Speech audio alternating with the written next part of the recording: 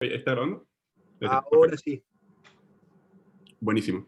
Bueno, entonces, a esta altura ya me imagino que están convencidos de que el núcleo de los distintos átomos está conformado por partículas de carga positiva, que son los protones, partículas sin carga eléctrica, los neutrones. ¿Sí? Entonces, básicamente uno puede caracterizar el núcleo con dos de estos números, ¿no? Por un lado, bueno, este número atómico, básicamente dice cuántos protones tengo en el núcleo, y por otro lado, el número de neutrones que tengo. En general lo que se usa es este A, que es el número másico, que es básicamente la suma del número de protones y el número de neutrones. Entonces, en general, para caracterizar un núcleo, eh, me alcanza con tener una pareja de estos números, ¿no? O sea, me alcanza con tener Z y N, o me alcanza con tener Z y A. Y en general esto es lo que se usa, ¿no? Habrán visto que la notación en general para estas cosas es, dado un elemento X, se lo nota de esta forma, ¿sí? Donde de nuevo este es el número de protones, ¿sí? Y este es el número másico. En general el número de protones, bueno, ya esto uno lo sabe de química, es lo que termina determinando la mayoría de las propiedades químicas del elemento, ¿sí? Mientras que el número másico, o sea, las propiedades nucleares en general vamos a ver que van a terminar estando determinadas por cuál es el número total de protones y neutrones que están en ese núcleo, ¿sí? Así que esto de cierta forma determina las propiedades nucleares de ese elemento. ¿Ok? Entonces, la primera observación que uno podría hacer es decir, bueno, los núcleos estables son verdaderamente muy estables, ¿no? O sea, tienen tiempos de vida media que son del orden de 10 a las 6 años. Entonces, la primera pregunta que uno podría hacerse es, bueno, ¿cómo es que estas cosas son estables? Y en principio, si yo tengo solo partículas de carga positiva y neutra, eso debería tener repulsión electrostática, ¿no? ¿Están todos de acuerdo?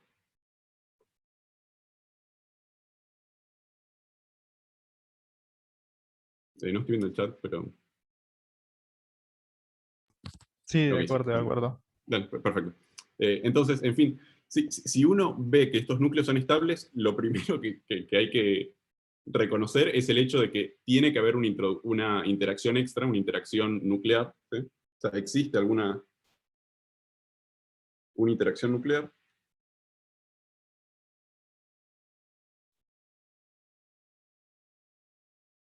¿sí? Em, que tiene que supere la repulsión electrostática que deberían sufrir estas partículas por su carga eléctrica.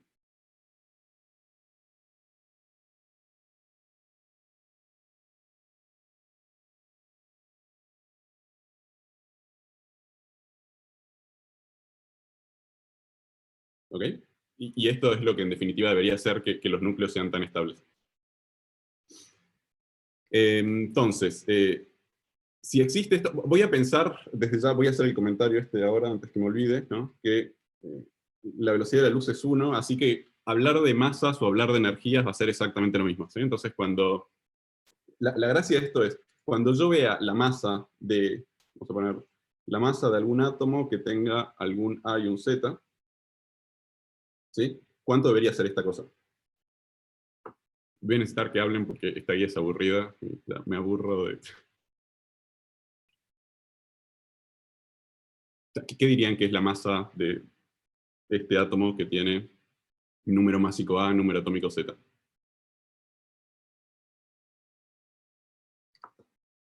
Bueno, en principio uno lo que diría ingenuamente es decir, bueno, seguro que si tengo Z protones, esto tiene que tener Z veces la masa del protón, y si tengo, esto tiene A menos Z neutrones, así que esto debería tener A menos Z veces la masa del neutrón, ¿sí? Este átomo en principio tiene Z electrones también, así que, o sea, asumiendo que es un átomo neutro, esto debería tener Z veces la masa del electrón, ¿sí? Ahora, si el átomo verdaderamente es estable, ¿sí? Su energía debería ser menor a la de la suma de las masas de sus componentes, ¿no? O sea, su masa debería ser un poco más chica. ¿Están de acuerdo? Porque si estamos pensando en algún átomo estable. Entonces, el hecho de que exista esta interacción nuclear se traduce en que hay algún binding energy, alguna energía de ligadura. ¿Sí? Esto lo voy a poner acá, si puedo ir hojeando el chat también. ¿Sí? que en principio puede depender también de A y de Z. ¿Sí? Esto va a ser alguna energía de ligadura. ¿Cómo es el argumento este para decir que la masa del átomo estable tiene que ser menor a la suma de sus componentes? No, porque si no decaería, ¿no? O sea, si la energía fuera más grande o aproximada, el tiempo de vida medio debería ser corto, ¿no? Porque casi que no hay diferencia en que tengas un átomo unido o tengas los componentes dispersos. Claro, claro, ¿Sí? claro. Sí, De sí, nuevo, sí. todo esto basándome en que los átomos estables son extremadamente estables. De nuevo, el tiempo de vida medio puede llegar a ser del orden de 10 a las 6 años. O sea, eh, tiene que haber algo que haga que el átomo unido, de nuevo, pensando en átomos estables, tenga menos energía que la energía correspondiente a sus componentes separados.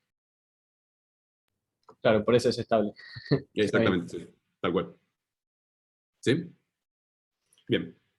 Eh, entonces, buena parte de lo que vamos a hacer hoy es ver cómo podemos modelar esta energía de ligadura. Antes de hacer eso, déjenme decirles que en general uno podría ver experimentalmente qué pinta tiene esto se hace, ¿no? Uno podría ver, perdón, cómo se comporta esta energía de ligadura en función de A. ¿Sí? En general lo que se ve es que esta cosa, para átomos chicos tiene un comportamiento medio raro, hace unas cosas así, sube, y eventualmente empieza a comportarse medio lineal. Perdón por el gráfico, pero más o menos es la idea. ¿Sí? Lo que se ve experimentalmente es que eh, esta energía de ligadura como función de A es aproximadamente lineal con A. ¿Sí? Para átomos lo suficientemente grandes, en general esto está, me parece que cerca de 50, si no me equivoco. ¿Ok? De hecho, B sobre A es aproximadamente constante, y esa constante es del orden de 8 megaelectronvolts. ¿Sí? Entonces, una manera de ir escribiendo las masas de los átomos, o sea, uno siempre podría decir, bueno, vuelvo a la expresión anterior que había escrito, ¿no? Y digo, bueno, la masa atómica como función del número másico y el número atómico no es más que z veces la masa del protón más A menos z veces la masa del neutrón, z veces la masa del electrón, menos este binding energy de A y de Z. ¿Ok? Y acá, o sea, puedo hacer la siguiente observación, que es decir, la masa del protón es muy, muy parecida a la masa del neutrón. De hecho, acá tengo los valores. La masa del protón es, ahí les digo, la masa del protón es 938,3 MeV. La masa del neutrón, esto ya habrán visto que es lo que termina llevando la noción de simetría de Iso-Spin, 0,5 MeV. Y la masa del electrón es muchísimo más chica que estas cantidades, es 0,51 MeV. ¿Sí? Entonces, tranquilamente podría notar que esta masa atómica, ¿sí? Fíjense que puedo despreciar este término proporcional a la masa del electrón. Si la masa del neutrón es aproximadamente la masa del protón, este tipo se cancela con este. Así que esto aproximadamente va como A por la masa del protón menos este binding energy sobre E. ¿Sí? Esto es algo que se observa, que la masa de los átomos en general es lineal con el número másico, y este numerito que aparece acá, esta constante de proporcionalidad, que es aproximadamente 931 MeV, uno lo define como unidad de masa atómica. ¿Sí? Entonces, en general, lo que uno ve es que, bueno, la masa de un átomo que tenga un número másico A, número atómico Z, es aproximadamente A veces estas unidades de masa atómica. ¿Sí? Y, bueno, para cada átomo en principio puede haber una corrección, que son los términos que estamos despreciando. ¿Sí? Esto es lo que se llama defecto de masa.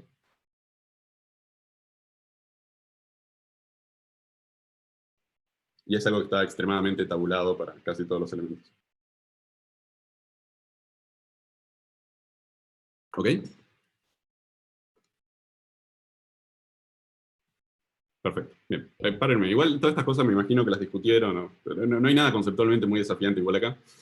Entonces, la otra cosa que me gustaría comentar es la siguiente, que es, fíjense que hay una cosa importante del hecho de que el binding energy vaya como A, ¿no?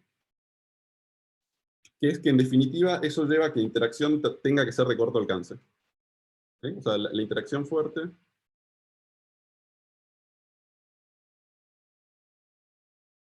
tiene que ser de corto alcance.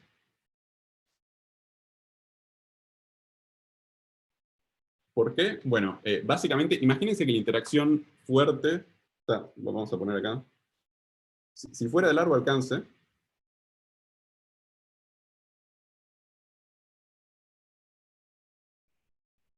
¿sí? Uno podría pensar que entonces, bueno, cada nucleón en el núcleo, valga la redundancia, ve al resto de los nucleones también, ¿no? Entonces, en ese caso, la binding energy debería ser más o menos proporcional al número de pares que uno puede encontrar entre nucleones, ¿no?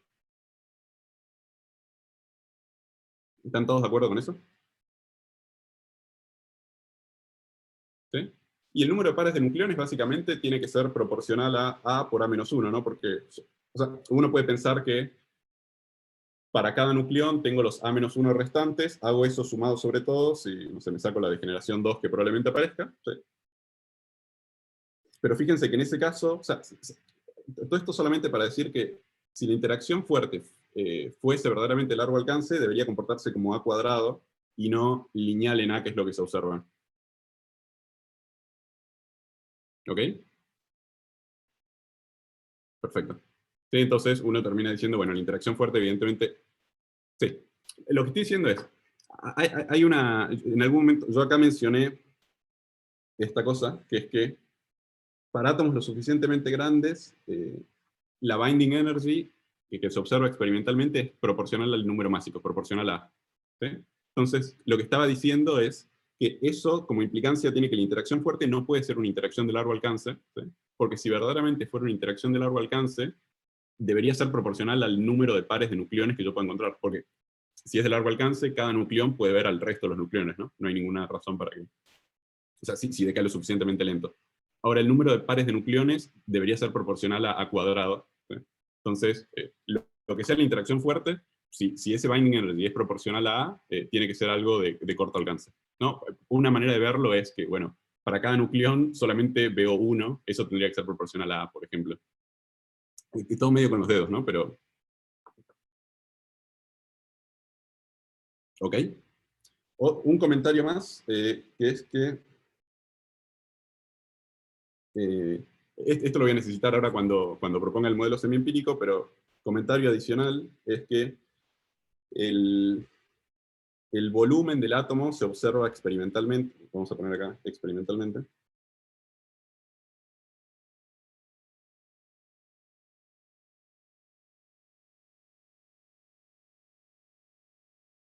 ¿sí?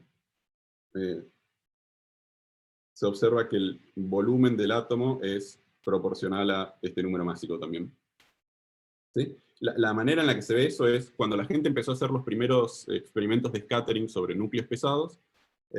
Básicamente, la sección eficaz en ese caso permite inferir cuál es la distribución de carga en el núcleo. Y lo que veían, independientemente de cuál fuera el núcleo que estuvieran usando, es que este ρ de R, o sea, esto es algo que uno puede inferir haciendo scattering sobre núcleos fijos. ¿Sí? Esta es la distancia al centro del núcleo. Uy, perdón.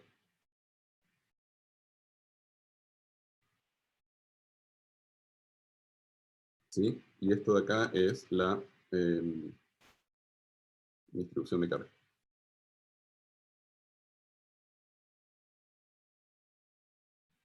¿Sí? Lo que veían es que en general, independientemente de qué átomo estuvieran usando, esta cosa tenía esta pinta que es, bueno, era relativamente estable hasta algún valor y de golpe decaía bastante rápido y se iba a cero. ¿Sí? Este valorcito ρ sub 0, que es el alto de la distribución acá, es en general aproximadamente constante.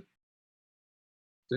Y el valor donde esta distribución cae a su mitad, vamos a llamarlo, uno podría identificarlo como bueno, cuál es el radio de ese núcleo que está viendo, lo que se veía es que es proporcional a la un tercio. ¿Sí? Entonces, bueno, el volumen de ese átomo es proporcional a.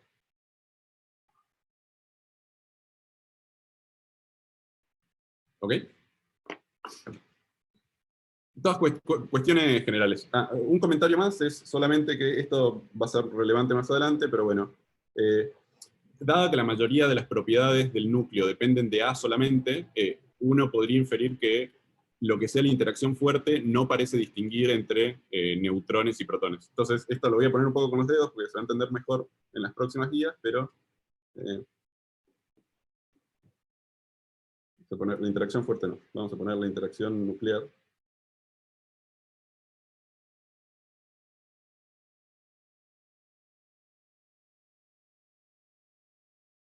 Esto vamos a ponerlo entre comillas por ahora. ¿Sí? De nuevo, solamente con la idea de que la mayoría de las propiedades nucleares parecen estar determinadas solo por A, por el número másico. ¿Ok? Entonces, bueno, estas son todas propiedades que uno observa experimentalmente. Tratemos de hacer ahora sí un modelito para ese binding energy que habíamos propuesto. ¿Sí? Entonces, el modelo este que vamos a ver es, seguramente lo discutieron en la teórica, es el modelo semiempírico.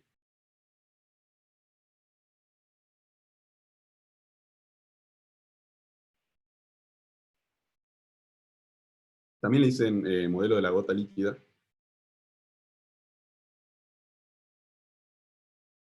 Aparentemente eso es porque, bueno, cuando uno modela la energía en una gota de agua, eso termina siendo proporcional. O sea, la energía de sacar una molécula termina siendo proporcional al número de moléculas. Eh, Algo del estilo de lo que tenemos nosotros, de que sabemos que el binding energy tiene que tener algún término que sea proporcional a. ¿Sí? Entonces, vamos a tratar de construir esto medio un poco con los dedos, ¿no? Sabemos que tenemos un término que tiene que ser proporcional a, porque experimentalmente vemos que en algún régimen esto se comporta lineal con A. ¿Sí? Y sabemos que A es proporcional al volumen, así que en general el numerito que acompaña esto uno le pone A sub B, porque es un término de volumen, ¿no? De hecho, uno en realidad tendría que corregir esto un poquitito, ¿no? Porque si uno se imagina que, el núcleo es una esferita, ¿sí? Todos los nucleones que están en la capa exterior, que están sobre la superficie, en realidad no tienen tantos nucleones con los cuales interactuar. ¿Ok? Entonces lo que uno hace es, bueno, corregir esto con un término que tiene el signo inverso, que es proporcional a la superficie, ¿no? Un término de superficie, vamos a ponerlo de nuevo, ¿sí? Y como esto es proporcional a la superficie, esta parte de acá tiene que ir como a la 2/3. ¿Sí? Este es el modelito que nosotros estamos poniendo para lo que es la interacción nuclear.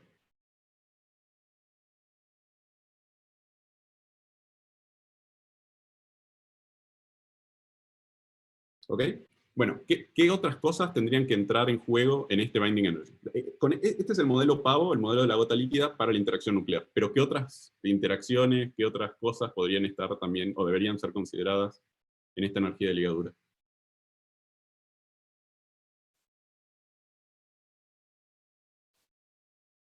La cuántica.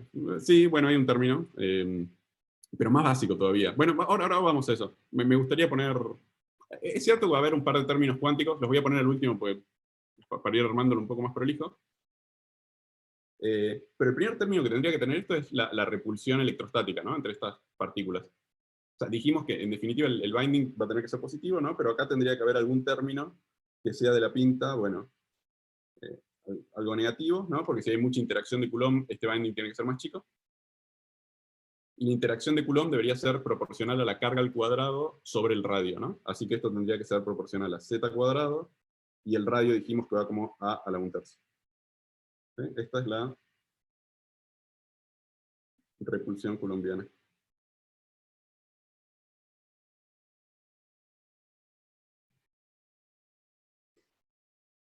¿Ok?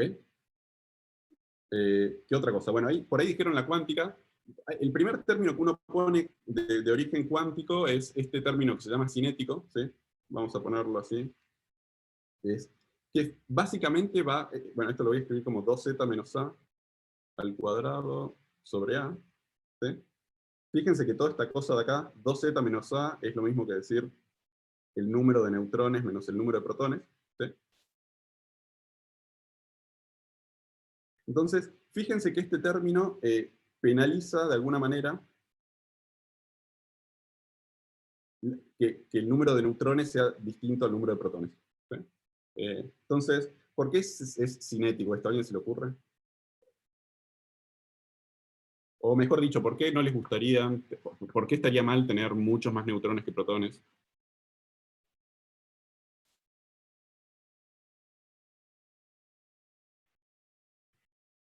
Pueden tirar fruta, ¿eh? Bueno, está asociado básicamente a que, al hecho de que, no porque sea inestable, sino más bien por una cuestión de principio de exclusión, ¿no? Porque imagínense que tengo acá los niveles de mis neutrones y los niveles de mis protones, ¿no? Entonces, bueno, cada uno de estos niveles va a tener un P más alto, ¿no? Entonces, en la medida que tenga que completar, poner muchos más neutrones que protones, dado que voy a ir poniendo de a dos acá, ¿sí? Si tengo mucho más de uno que de otro, voy a tener que ir alcanzando niveles más altos de P de los que podría tener si voy llenando en simultáneo estas cositas. Un poco con los dedos, pero es la idea. No sé si se entiende. ¿Sí? O sea,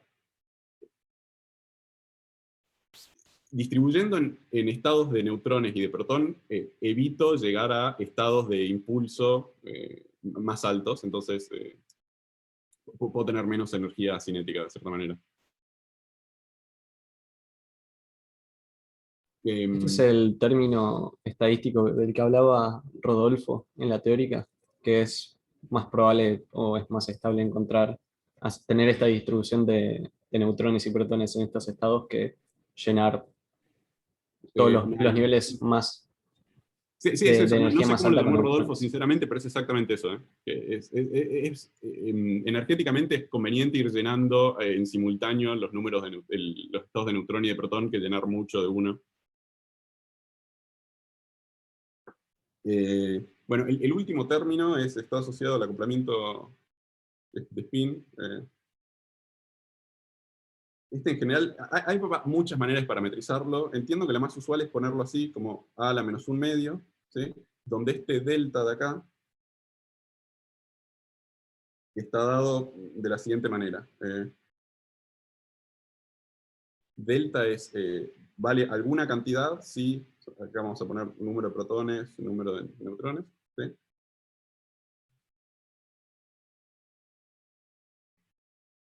¿Sí? Si los dos son pares, esto tiene un término que maximiza el binding energy. Si uno es par y el otro impar, esto vale 0. O sea, acá también está contemplado impar-par, ¿no?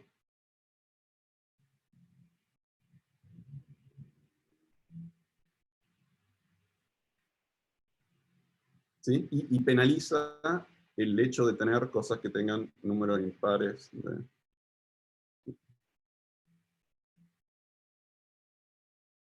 de protones y neutrones. De hecho, esto se observa experimentalmente, que un porcentaje, más de la mitad de los átomos estables en general tienen números pares de protones y neutrones. Una fracción más chica tiene par-impar, y es bastante raro encontrar núcleos estables que tengan número impar de protones y de neutrones. ¿Ok? Entonces déjenme pasar esto en limpio. Entonces, este modelo semiempírico básicamente lo que propone es que este binding energy como función de AZ va como AB por A más AS a la 2/3, perdón, menos AS a la 2/3, menos AC Z cuadrado sobre A a la 1/3, menos este término cinético AA. No sé de dónde salió la A esa, pero bueno, es la notación que se usa de manera estándar. Más este término de complemento de Stevens.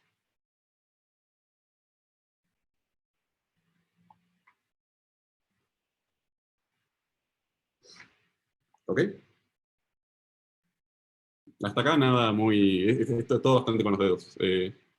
De hecho, una cosa divertida es, si uno ve, ahora después les voy a mostrar algunos plots porque van a necesitar usar unas tablitas que están en internet para estas cosas, así que mejor si las vemos.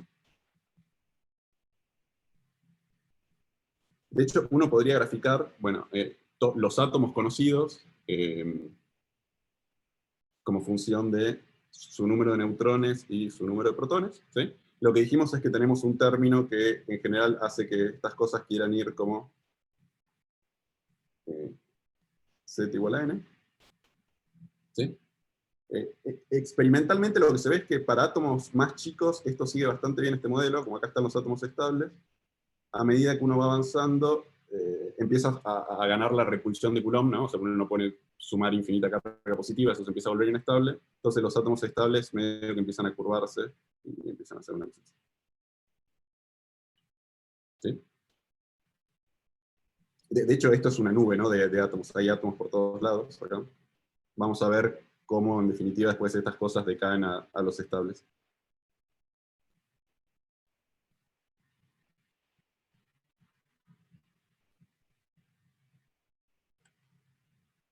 ¿Ok? ¿Qué otro comentario más les quería hacer? Bueno, fíjense que si uno fija el número A, ¿no? O sea, si fijo A, ¿sí? Este Binding como función de Z, bueno, de A y de Z si quieren, ¿sí? Tiene un comportamiento cuadrático, ¿no?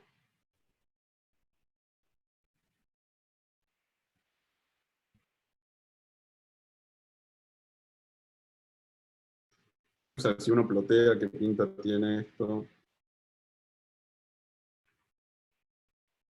por eso. B con función de Z, esta cosa tiene esta pinta, ¿sí? Entonces, dado un A, en general va a haber un Z que maximice el binding energy y va a hacer que haya, ¿sí?, un Z estable asociado a ese número masivo. ¿Ok? Entonces, básicamente lo que estoy diciendo, esto piénsenlo como que, vengo por acá, ¿sí? Cada corte así es un corte de A constante, ¿sí? Y por dónde pasa la línea roja en ese corte de A constante está asociado a, bueno, cuál es el Z que maximiza el binding energy para ese número másico. ¿Ok?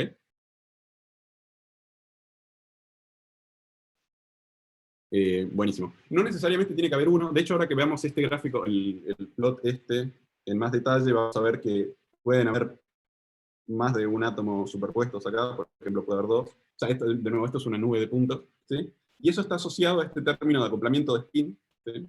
Fíjense que si uno arranca con un A impar, ¿sí? Bueno, no hay manera de que dos números pares me den un número impar, ¿sí? Ni tampoco hay forma de que dos números impares sumados me den un número impar. Así que si tengo un número másico impar, necesariamente o el número de protones es par y el de neutrones impar, o viceversa. ¿Ok? Entonces, todo esto para decir que si A es impar, necesariamente ese término de delta que pusimos vale cero. ¿Ok? Entonces, si uno quiere ver, por ejemplo, voy a hacer todas estas cosas en términos del binding energy, pero uno podría hacerlas también en términos de la masa. La cuestión es que si uno ve cómo es el binding energy en función de Z, esta cosa tiene una única parábola. ¿Sí? Donde acá estarán los núcleos, distintos núcleos posibles. ¿Sí? Y este va a ser el Z estable. ¿Sí? Ahora bien, si A es par, estoy en la situación en la que delta puede valer, bueno, delta mayúscula, o sea, este delta ahora puede valer más delta o menos delta, dependiendo si la cosa es par-par o impar-impar, ¿no?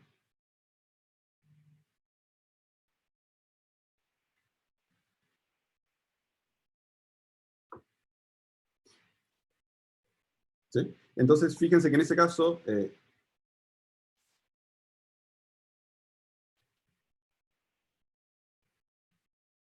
cuando me fije cómo van cayendo los binding energies, básicamente los binding energies van a caer en dos parábolas distintas, ¿no? O sea, voy a tener una parábola que tenga el más delta, una que tenga el menos delta, ¿sí?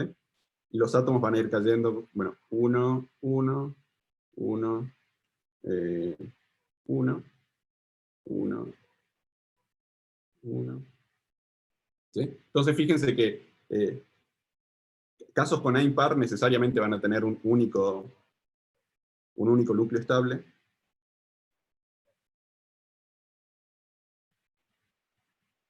¿Sí? pero hay casos, o sea, casos, por ejemplo, con número másico par pueden dar lugar a, no necesariamente es el caso, pero pueden tener dos o más zetas estables. ¿Ok? Hasta acá no hice ninguna cuenta, ya vamos a llegar a esa parte.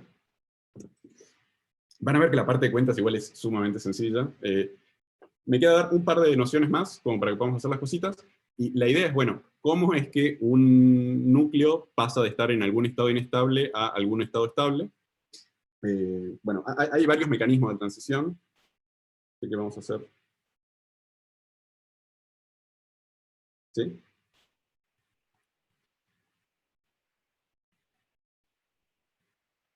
Transiciones nucleares.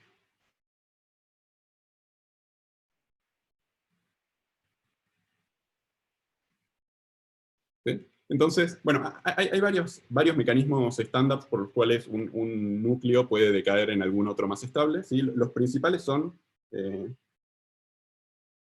bueno, tenemos todo el grupo de decaimientos beta.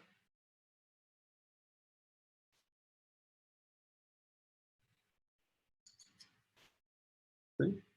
Son varios procesos, ¿no? La gracia es, el estándar es decir, bueno, tengo un neutrón y ese neutrón decae en un protón y un electrón, o sea, el electrón lo tengo que poner para que la carga se conserve. Vamos a ver además que es necesario agregar una partícula extra que va a aparecer más adelante, que es el antineutrino. ¿Sí? Este proceso en general se denota beta menos, ¿no? Porque paso a tener, porque libera un electrón básicamente. ¿Ok? Fíjense que acá yo podría empezar a pasar partículas, o sea, podría pasar partículas a uno y otro lado de la ecuación, cambiando partícula por antipartícula, ¿no? Pero también podría decir, bueno, esto es idéntico, que es decir, un protón decae en un electrón, un neutrón, perdón, y un positrón, y un neutrino de electrón. Esto es lo que se conoce como beta más, porque libera un positrón. O el otro mecanismo es decir, bueno, un protón y un electrón decaen en un neutrón y un neutrino. ¿Sí? Que esto en general se denota CE por captura electrónica.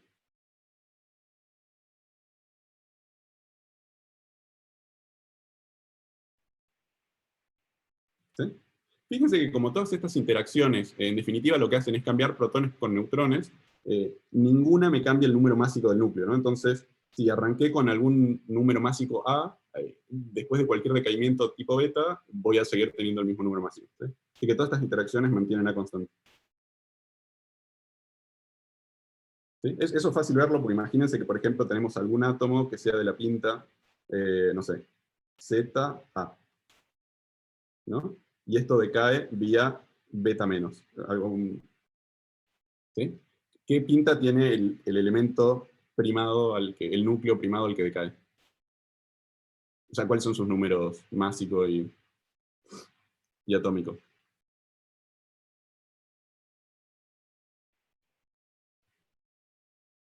Chan, chan, chan, chan. Hay uno que se los acabo de decir que me lo tienen que decir rápido, ¿no? O sea, dijimos que esta cosa no cambia el número másico, así que esto va a seguir teniendo A. ¿Sí? ¿Cuál es el nuevo número atómico de este bicho?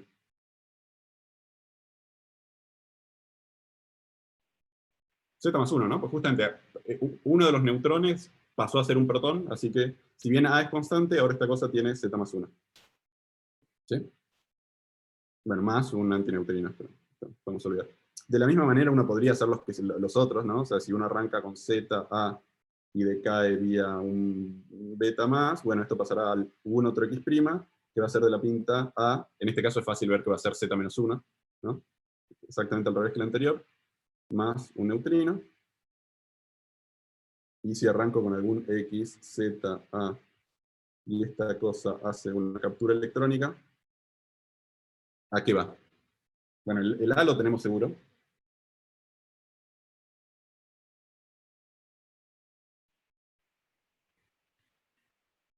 Z menos 1, ¿no? Fíjense que es muy parecido al anterior.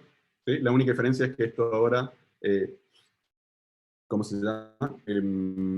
O sea, acá voy a necesitar un electrón, y esto va a liberar un neutrino. ¿Ok? Perfecto. Buenísimo. ¿Qué otros decaimientos hay? Bueno, una cuestión, fíjense que estos en general ya explican bastante de los comportamientos de los núcleos, ¿no? Porque, por ejemplo, uno podría decir, bueno, volvamos a nuestro grafitito de beta.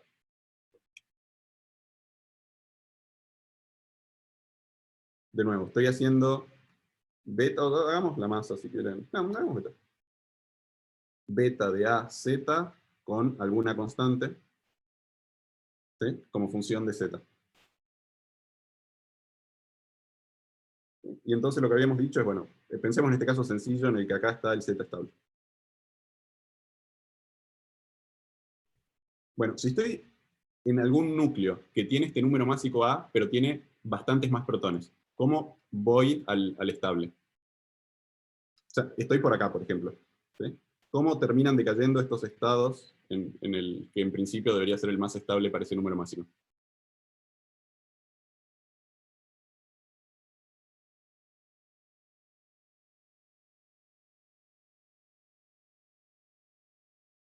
Nadie. Bueno, tiene que perder protones, básicamente, ¿no? O sea, tiene que mantener ese número másico perdiendo protones, así que moverse en esta dirección no es más que ir haciendo decaimientos beta más sucesivos. ¿Sí? De la misma manera, si uno está del otro lado, o sea, los que son inestables por tener demasiados pocos protones, estos van a llegar eventualmente al estado estable vía decaimientos beta menos. ¿Ok? De hecho, en el otro plot que les había hecho, que era, bueno, ¿qué pinta tiene? Cómo están distribuidos los núcleos como función del número de protones y el número atómico, ¿no? Lo que habíamos dicho que esto era alguna nube de puntos que hacía una cosa así, ¿sí? Donde hay núcleos hasta por acá, por ejemplo, digamos, y hasta por acá. Bueno, acá también se puede ver, ¿no? Uno se acerca a los núcleos más estables, en este sentido, vía qué decaimiento.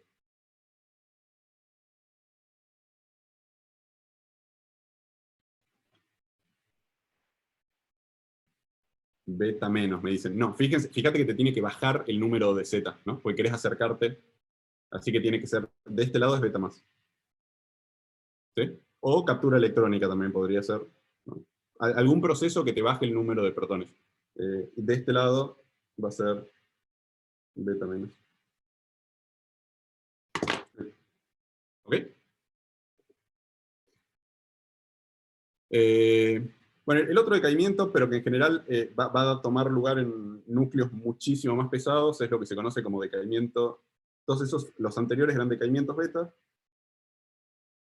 también están los llamados decaimientos alfa.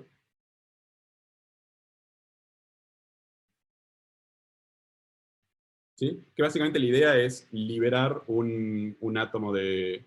Ah, perdón, ahí recién vi en el mail que... Puedes repetir eso, sí, puedo repetir. Esta última parte, ¿no?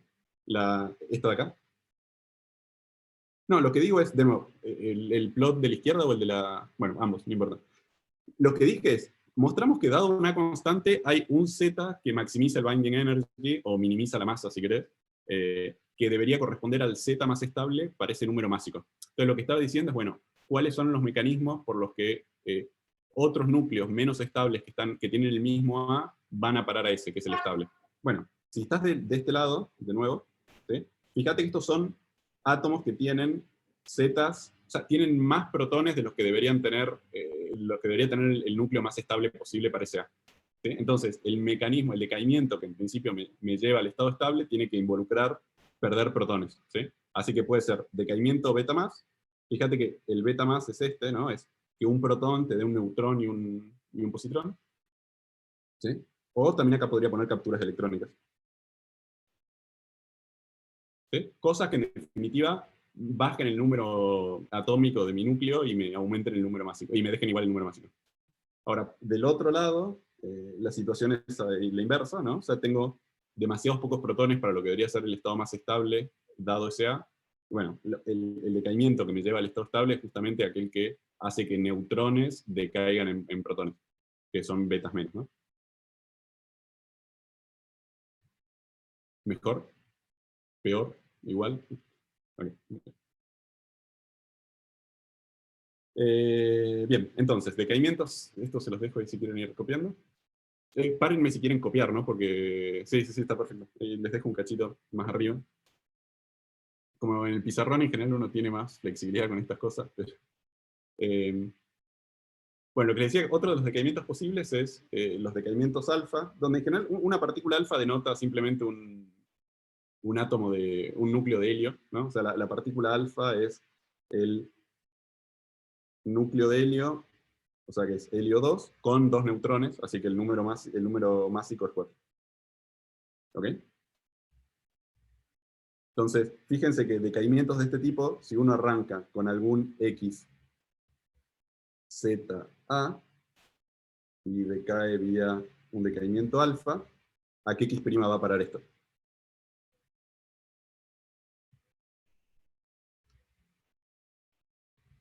Fíjense que esto tiene A-2, Z-2. uno estuvo bien. O sea, Z-2 estoy de acuerdo, ¿no? Porque esto perdió 2 protones. Así que acá estoy de acuerdo que tiene Z-2, ¿no? Ahora, el número másico te cuenta protones y neutrones, y vos estás perdiendo 2 de cada uno. Claro, Así que esto pasa A-4. acá. Z-4, exactamente. ¿Ok? Y acá me quedará una partícula alfa. En general, las partículas que decaen vía interacción alfa están en...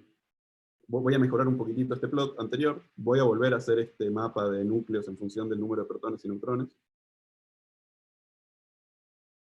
¿Sí? De nuevo, esto era, habíamos dicho que era una nube, que hacía una cosa así. Cada vez que lo hago lo voy haciendo un poquito peor, me parece. ¿Sí? Entonces lo que dijimos es, bueno, toda esta zona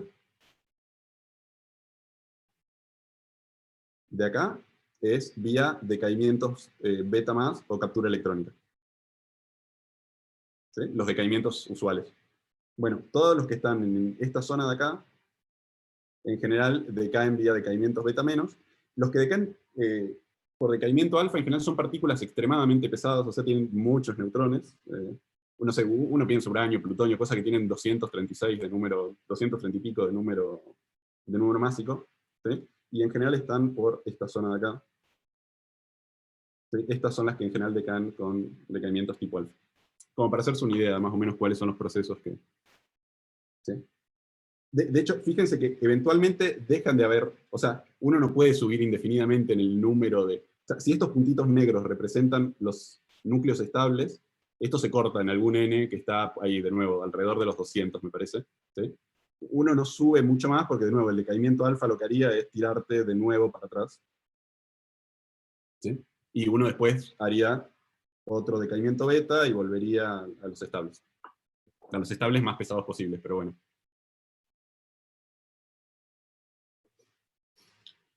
Genial.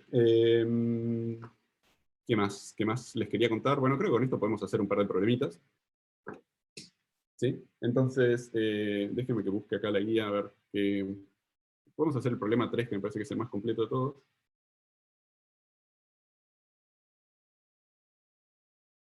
Entonces, bien, el problema 3, lo que les dice... Bueno, hasta acá toda una parte de, ¿no?, introducción / nociones relevantes para poder resolver los problemas.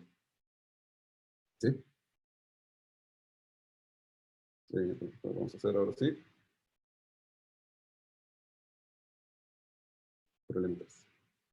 ¿Sí? Entonces, lo primero que les dice es, bueno, fíjate qué pinta tiene el potencial para A igual a 92, ¿sí? Y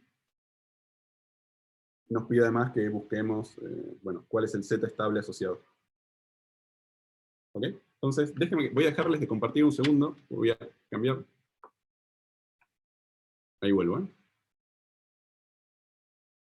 Bien, ahora deberían estar viendo un notebook de matemáticas. ¿Sí? ¿No? Sí, sí, ahí se ve. Ahí se ve. Perfecto.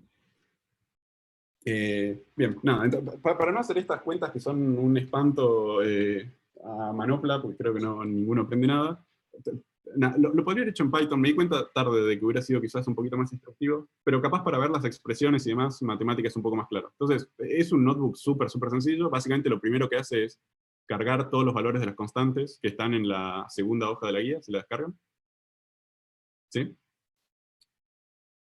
Y esto arma un par de funciones. Esta notación, corchete, la variable con un guión bajo y después dos puntos igual, define en matemática una función. O sea, delta minúscula es una función de A y Z.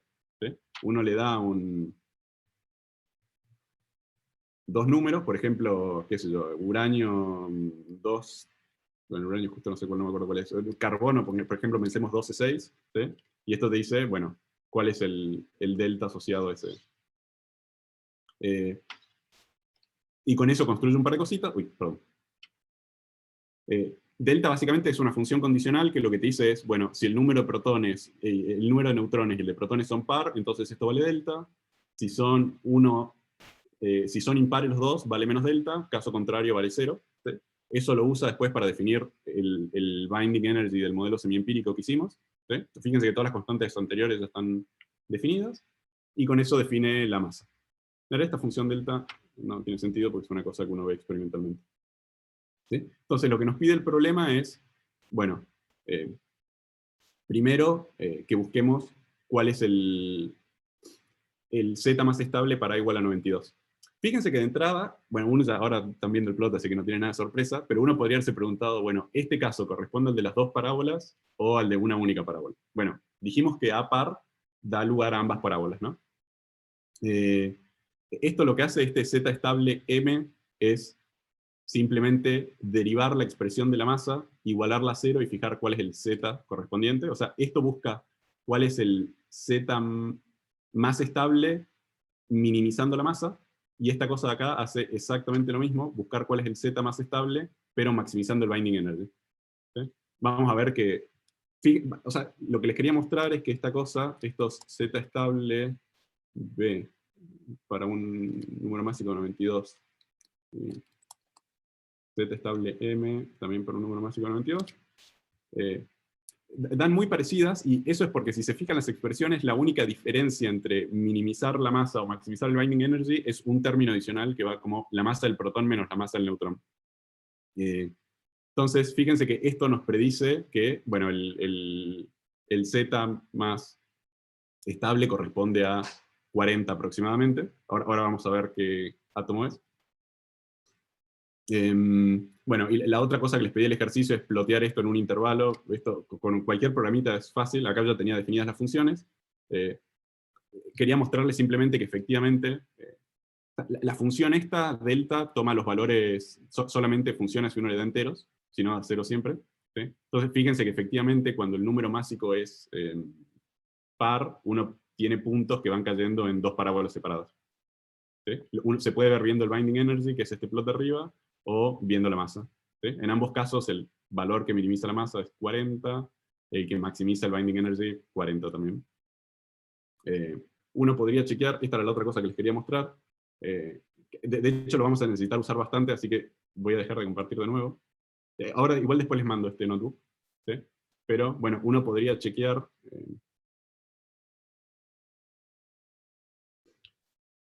viendo estas cosas. El link a esta página es de Brookhaven, que es un acelerador que está en Estados Unidos, que hace bastante scattering con núcleos pesados. Y esta página tiene básicamente todos los datos que van a necesitar para resolver la guía. Fíjense que este es el plot que habíamos hecho antes, ¿no? Los puntos negros son los más estables. ¿Sí? Fíjense que el código de colores les dice cuál es el tiempo de vida medio. ¿Sí? Los puntitos negros son los más estables, que están en esa curvita que habíamos dicho. Todos los puntos que están alrededor son otros núcleos posibles que existen, pero con tiempos de vida más cortos. Fíjense que lógicamente, a medida que uno se va más cerca del borde, el tiempo de vida medio se vuelve muchísimo más chico. ¿Sí? Vimos que eso pasaba porque vía decaimientos beta uno rápidamente podía tender al medio. En particular lo que quería decir es, bueno, acá ya lo busqué, pero fíjense que si voy a 92, los que son estables están por acá. ¿Sí? El átomo estable es, bueno, justo puse el de 41, ¿no? Pero básicamente son los que están cerca de 40 como número atómico. Acá cliqué el de 41, pero ¿sí? Son los que deberían estar en esta zona. ¿Ok? Fui 93, es otro. Bueno, este plot también se los había mostrado yo, pero aprovecho para mostrárselos bien ya que estoy, que es el plot de los decaimientos estándar de cada tipo de átomo. Fíjense de nuevo, rosado es justamente beta menos, como habíamos dicho, ¿sí? Toda la parte celeste son decaimientos beta más o capturas electrónicas, y a medida que uno empieza a tender a núcleos muy pesados, estas cosas empiezan a decaer vía decaimientos alfa. Fíjense que los puntos negros se cortan acá, ¿sí? En 200 más o menos de número másico. Por arriba son extremadamente inestables y decaen rápido vía algún decaimiento alfa sumado a algún decaimiento beta. ¿Bien? Entonces, voy a volver a mi notebook, perdón por la... El link a esta página igual está en la guía, así que no se preocupen por eso. ¿Sí? Voy a volver a compartir la tableta. Porque hasta ahora no hicimos ninguna cuenta, hagamos alguna como para... ¿Están viendo ahí? Sí, perfecto. Ahí apareció, ¿no? Bien. Buenísimo. Entonces, el problema la primera parte era mostrar esas curvas que acabamos de hacer, ¿sí? Eso es fácil derivar y encontrarlo. La segunda parte les pide que... debería haberles mostrado... Bueno, después perdón, pero voy a tener que saltar a la página esa una vez más para mostrarles una vez, aunque sea rápido, cómo se usa, ¿sí? Lo que nos piden es analizar los decaimientos de este átomo, que se llama... Es el 4192. Y les digo... Me olvidé el nombre. Es niobio, por las dudas. ¿Sí? Y nos piden ver, bueno, cuáles son las energías liberadas en diferentes situaciones. Entonces, en particular, la primera que nos piden es, bueno, cuál es o sea, dado este átomo, ¿sí? Esto tiene A igual a 92, Z igual a 41, ¿sí? Uno es bastante cerca de lo que habíamos encontrado como el átomo más estable, ¿sí? Lo que nos piden es, bueno, cuál es la energía de separación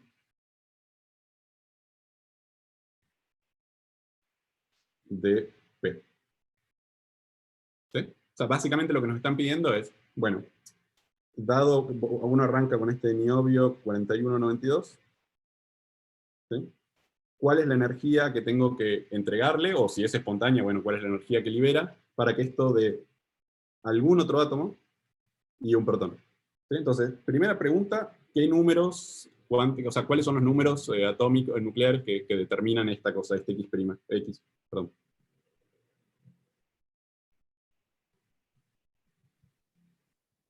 9140, ¿no? 91, perfecto, ¿no? Porque esto perdió un protón, así que acá queda 40 y también perdió la masa asociada, así que esto termina siendo 9140, ¿sí? Me está faltando algo acá, porque esta cosa escrita así es neutra, o sea, tiene carga eléctrica neutra, ¿sí?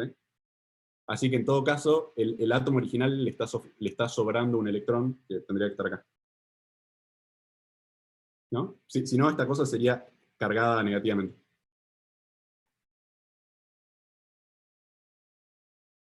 El átomo que está acá es este ZR, que sinceramente el nombre no me lo acuerdo tampoco.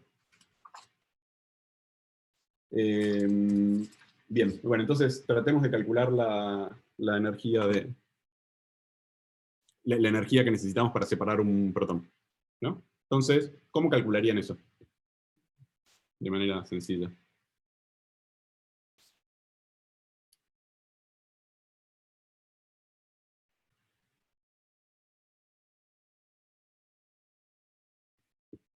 Fíjense que esto también lo puedo escribir directamente como, ¿no? ZR 4091, y lo que tengo aquí en definitiva es un átomo de hidrógeno, ¿no? Que tiene un protón y no tiene neutrones, así que esto es 1, 1. ¿Sí? Bueno, ¿cómo calcularían la energía que necesitan para que el proceso sea posible?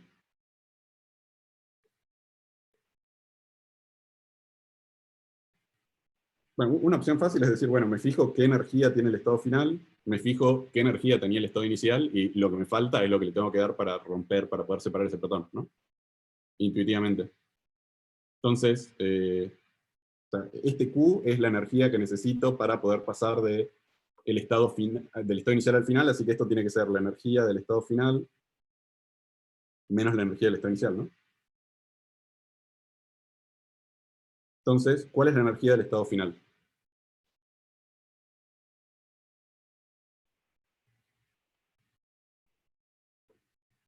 Estamos asumiendo que todas estas cosas están... Como no hay nada cinemático acá, es simplemente ver diferencias de energías. O sea, ¿están de acuerdo que tendría que ser la masa en reposo, ¿no? O sea,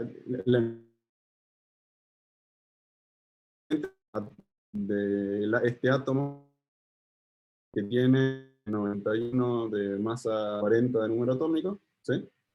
Y la inicial no es más que, perdón, dije final es esto más la masa atómica de algo que tenga 1, 1, ¿sí? Menos, bueno, la masa atómica de este tipo que es 92, 41. ¿Sí? ¿Todos de acuerdo con eso?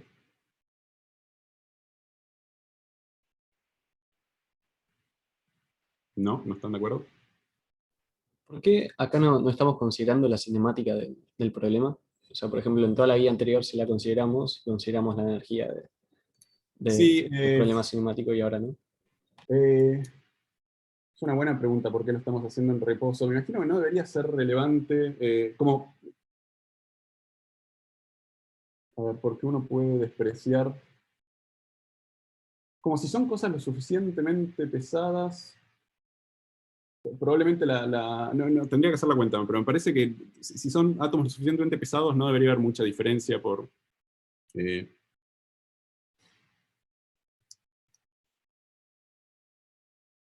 por la parte por la parte de energía cinética.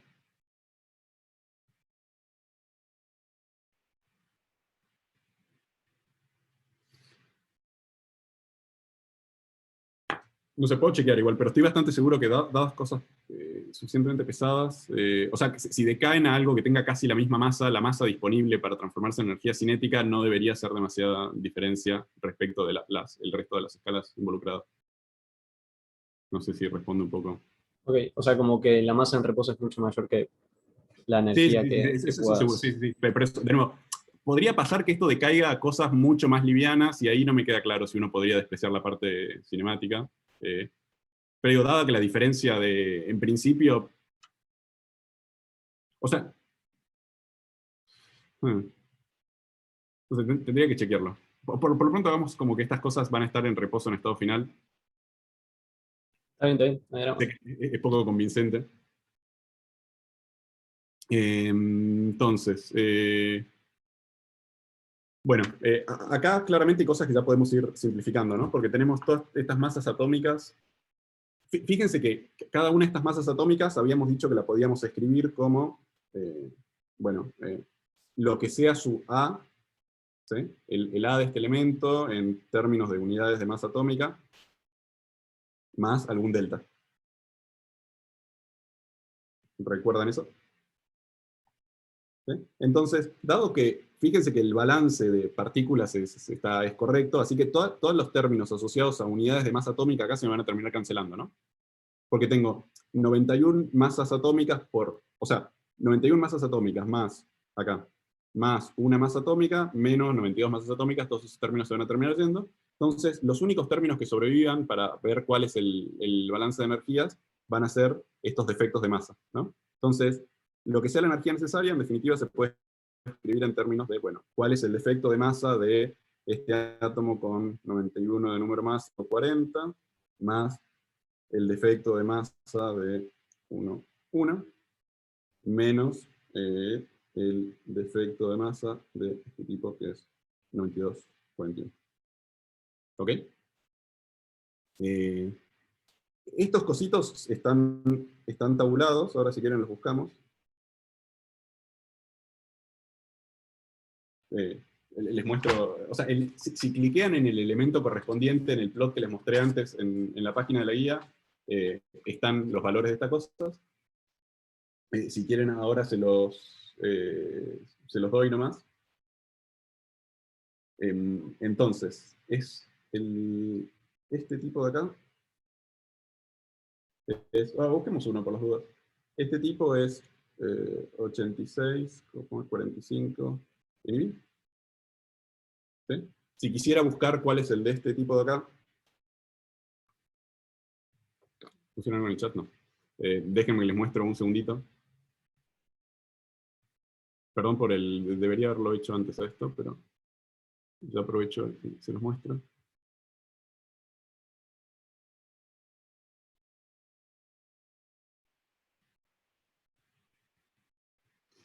¿Sí? O sea, fíjense que básicamente uno busca cuál es el elemento que quiere. Acá el que necesitamos es el... ¿Cómo se llama esto? Habíamos dicho 91.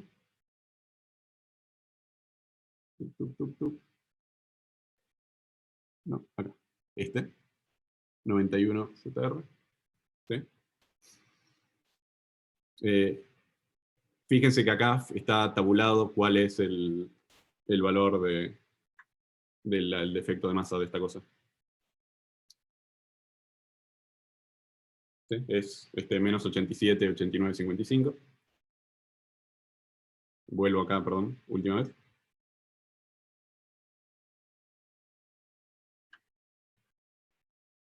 ¿Sí? Entonces, este tipo acá es 87,5955. Sin ir a la tabla, ¿cuánto vale el defecto de masa de un átomo de hidrógeno?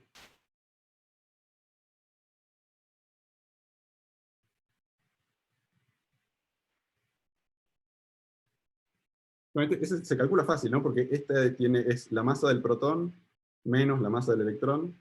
Esto básicamente es la masa del protón, si quieren.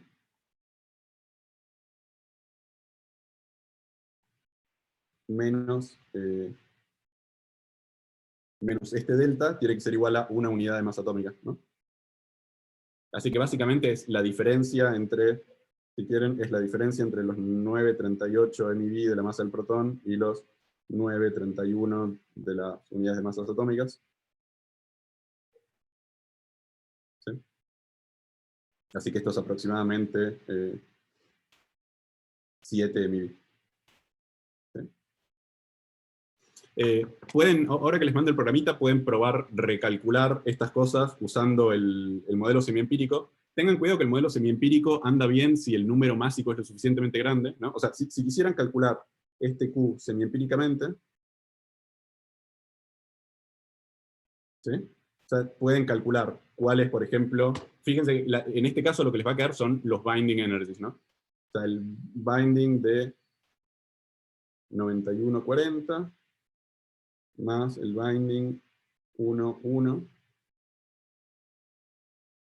menos el binding 9241. Estos tipos pueden aproximarlos bastante bien con el modelo semiempírico. Acá anda bien. ¿Sí? No aproximen el del átomo de hidrógeno, que tiene solamente un protón, ¿no? O sea, esta cosa háganla por definición. ¿Sí? O sea, busquen o sea, pueden usar la cuentita anterior o busquen cuánto es la masa de un átomo de hidrógeno y despejen de ahí el binding. En todo caso, deberían poder calcularlo con estas cosas. Perdón, no estaba viendo el chat. ¿Pusieron algo? No. Ok, claro, genial. Bien, perfecto. ¿Sí? Bueno, de la misma manera, esta cosa les pide calcular energías para otros procesos. En particular, les piden, bueno, cuál es la energía de separación de un neutrón. ¿Sí? En ese caso, de nuevo, lo que van a tener que hacer es, bueno, arrancar con el átomo cuyo nombre olvidé nuevamente. ¿Sí? Lo que necesitan ustedes, en definitiva, es llegar a algún otro átomo más este neutrón. Así que, ¿cuáles son los números de esta cosa?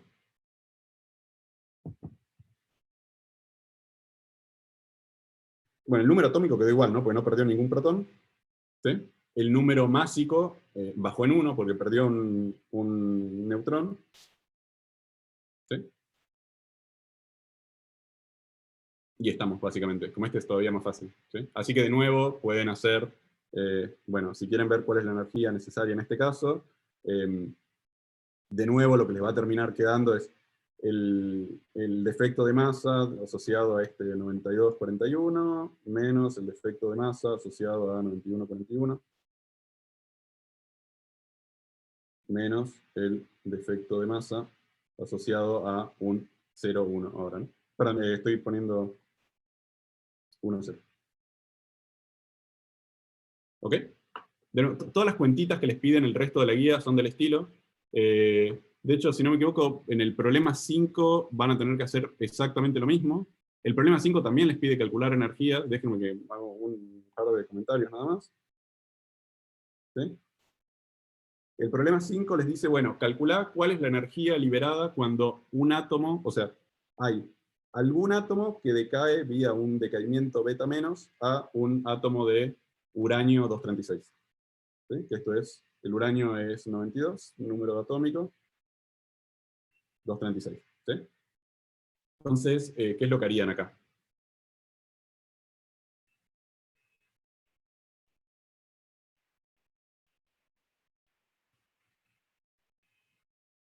Perdón, no, problema 4. Gracias por el comentario. No sé por qué dije 5. Bueno, la idea es la misma, ¿no? O sea, básicamente hay que ver, bueno, cuáles son los núcleos que pueden llegar a un uranio vía un decaimiento beta menos, ¿no? Entonces, ¿cómo tiene que ser el número másico si esto decae en un uranio 236? Vía un decaimiento beta menos, ¿no?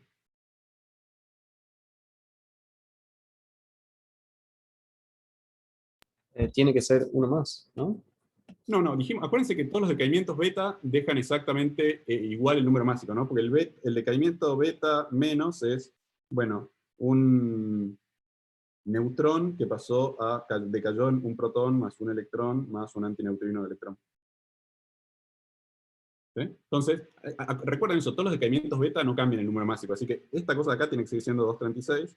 Lo que cambió es que ahora un neutrón pasó a ser un protón, así que esto de acá tiene un 93, y acá me aparecerá un antineutrino. ¿Sí? La masa de estos tipos es 0. Así que no me lo puedo olvidar. ¿Sí? Entonces fíjense que de nuevo lo que les va a quedar es, bueno, la energía uno la va a poder escribir en definitiva en términos de cuánto era el defecto de masa de este tipo y cuánto es el defecto de masa de este tipo.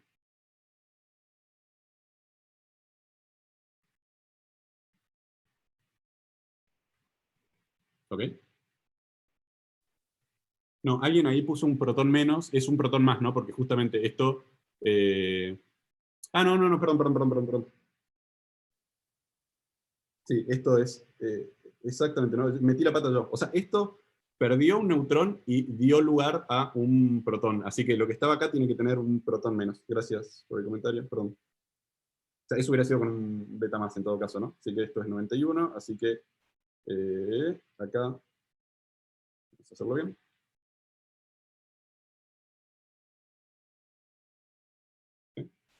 Todos los problemas de la guía van a ser de este tipo. Si quieren, después les paso el código de matemática y pueden hacer... Una opción es buscar estos valores directamente en la tabla de la página que les recomienda la guía. Si no, después les paso el matemática y pueden usar el modelo semiempírico. Van a ver que en estos casos de átomos grandes el modelo semiempírico anda verdaderamente bien. Así que, La variación de energía por haber perdido un electrón es despreciable. por haber perdido... pero estaba pensando en... Esto, a ver, tenía un neutrón... No, es que fíjate que el electrón está metido acá, ¿no? Porque estoy diciendo que este uranio es neutro. O sea, esto ganó un protón y un electrón. Si no, esto tendría carga... Si le faltara un electrón, tendría carga más, ¿no?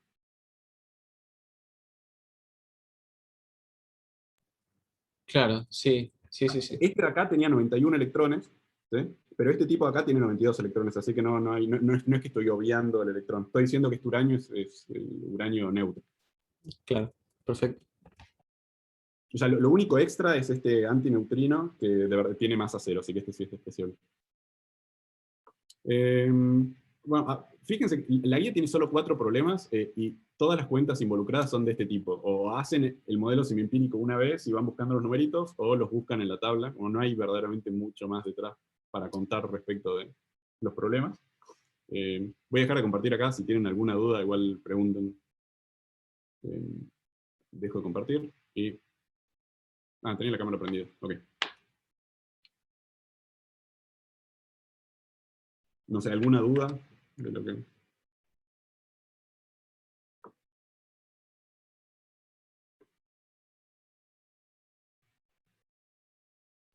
Las páginas de las que dijiste que teníamos que sacar la información esta, ¿dónde están en la guía? Sí, la página está en la guía. Acá veo que me pusieron, según entiendo, hay 2 formas de ver la estabilidad. El beta y la masa. ¿Cuál es la que vale? De nuevo, uno puede o minimizar la masa o maximizar el beta. De hecho, si se fijan en lo que les mostré antes, la diferencia es muy chica, porque la diferencia entre maximizar el beta o minimizar la masa es un término que va como la masa del neutrón menos la masa del protón, que vimos que son casi idénticas, así que es equivalente minimizar cualquiera de los dos. De hecho, ahí en el notebook que les mostré, minimizar, o sea, el Z que minimiza la masa da 40.4 y el que maximiza el beta, el binding, da 39.9. Son diferencias chicas. Hagan la cuenta igual, pero si se fijan la expresión, cuando hagan la derivada, los únicos zetas que aparecen en la expresión de la masa que no aparecen en el binding son el z que multiplica la masa del protón y el menos z que multiplica la masa del neutrón. Así que derivar eso da lugar a un término de la pinta masa del neutrón menos masa del protón, simplemente.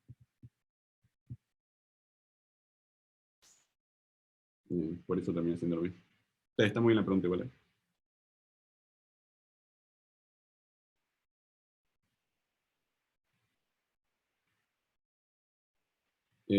Si quieren, por las dudas, está en la guía, pero les mando por acá por el chat el link a la página.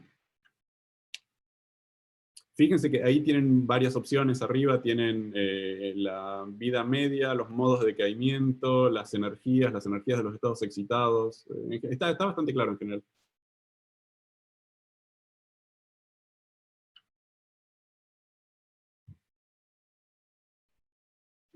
Así que, bueno, no sé si quieren preguntar de otras guías. Como era todo lo que tenía para contar de esta guía, verán que es cortita.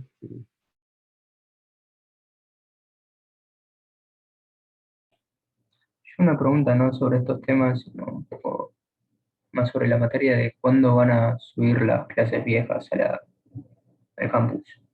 Las clases... Las clases pasadas, porque no están en el campus.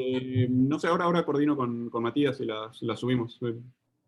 Así ya las Más que tienen. nada para Sí, la pero ayuda para hacer el ejercicio para el lunes.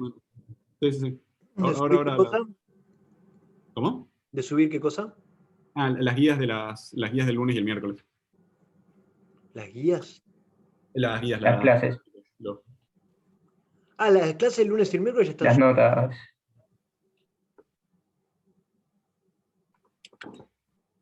Bueno, a ver, no me fijé si estaban, sinceramente. No entendí, las 2 clases que yo vi el lunes y el miércoles ya están subidas. Ok.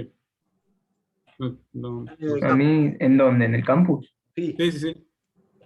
No me aparecen. Logueaste en la materia, a ver. ¿Sí? ¿Alguien puede confirmar que tampoco las ve? Notas prácticas, yo las estoy viendo, ¿eh? Ok. Entonces está. A ver, déjame que las no probé descargarlas igual, pero sí, ahí la descargué y está. Cuando entras a la materia, al curso... Sí, ahí las encontré, perdón, gracias. No pasa nada.